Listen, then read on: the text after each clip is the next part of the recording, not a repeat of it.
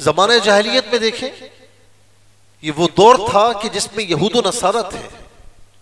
आले मगरिब में कौन है? यहूद और नसारा है, ईसाई है, जो आज खवातीन के हुकूक की बात करते हैं।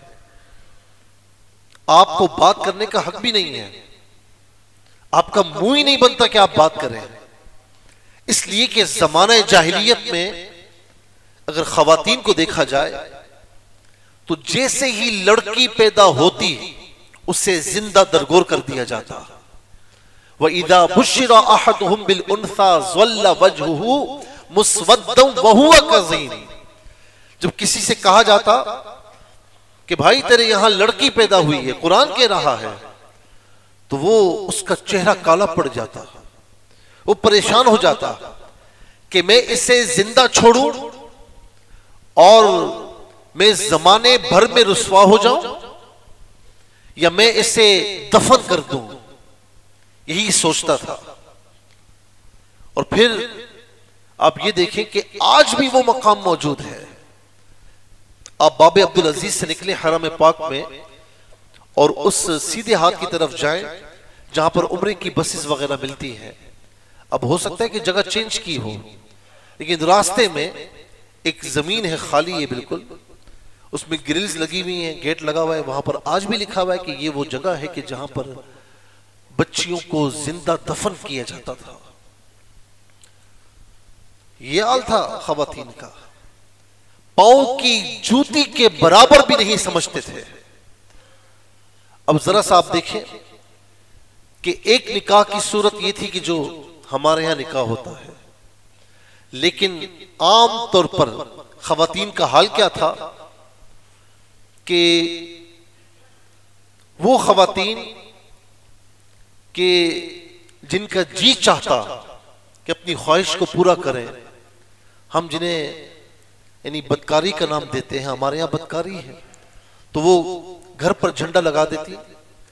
जिस मर्द का जी चाहता वो जाकर फिजिकल रिलेशन कायम कर लेता, कोई रोक टोक नहीं थी।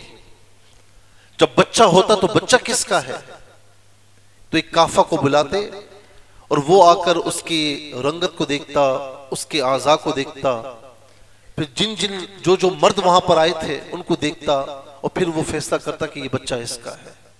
ये हाल था तुम्हारा।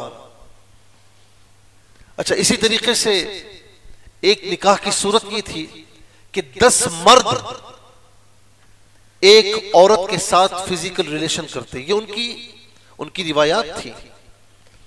जब बच्चा होता, बच्चा किसका है, तो औरत, वो सब मर्द सामने होते, औरत जिस पर उंगली उठाती, इशारा करती कि ये इसका बाप है, उसको मान लिया जाता।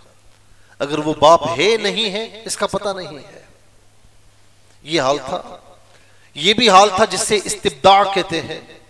एक निकाह की सूरत ये भी थी कि औरत जब महाना अय्याम से पाक होती तो उसका शौहर उसके साथ फिजिकल रिलेशन न करता, बल्कि किसी अमीर करीब मनसब वाले के पास भेज देता। कोई शर्म हया नहीं थी। और इसी तरीके से किसी की बीवी का इंतकाल होता तो उस शौहर के भाइयों में से कोई होता, जो चाहता उस पर कब्जा कर लेता। एक सूरत यह थी कि किसी के शौहर का इंतकाल होता तो उसके भाइयों में से जो भी ताकतवर होता वो अपनी चादर उस औरत पर फेंकता, गोया कि ये इजहार था कि आज से ये औरत मेरी है। किसी के शौहर का इंतकाल होता तो उसकी बीवी का सौतेला बेटा, यानी उस शौहर की जो औलाद होती, वो कब्जा जमा लेती। चाहती तो उससे निकाह करती, चाहती जो कुछ करती, कोई कहने वाला नहीं था। औरतों का विरासत में कोई हिस्सा नहीं था, ना वो मांग सकती थी ना उसका हिस्सा था। ये हाल था। अब आ जाएं दौरे इस्लाम पर कि हुजूर नबी करीम सल्लल्लाहु ताला अलैहि वसल्लम जब तशरीफ लाए, ये होता है अलमे जिहाद को बुलंद फरमाया। उस दौर में जहां हर तरफ अंधेरा है, किसी को हक नहीं दिया जा रहा, औरत उस दौर में सबसे ज्यादा पिसी हुई मखलूक थी। हुजूर नबी करीम सल्लल्लाहु ताला अलैहि वसल्लम ने ऐलान फरमाया कि लोगों, तुम बेटियों को जिंदा दरगोर किया करते हो, तुम बेटियों को जिंदा दफन किया करते हो।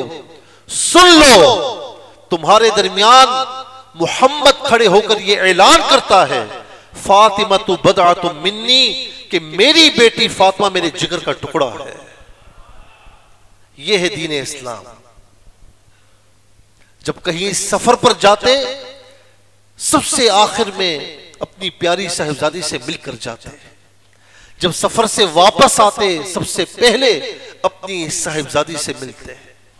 कहीं तशरीफ फरमा होते, बेटी आ जाती, खड़े होकर इस्तकबाल किया करते। अल्लाह अकबर। यह है हमारा दीन।